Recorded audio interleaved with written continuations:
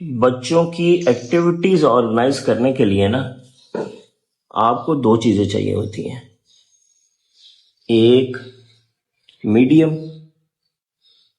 एक material.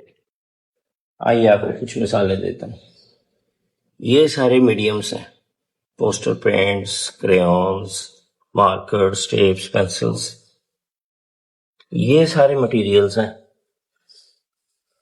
Crepe paper, poster paper, ठीक है, ग्लेस पेपर। तो मुसब ने ये दो चूज किए। ये देखो बना, ये जी इनकी क्रिएटिविटी है। अब ये यहां से इसको लगाएंगे सॉफ्ट बोर्ड पे।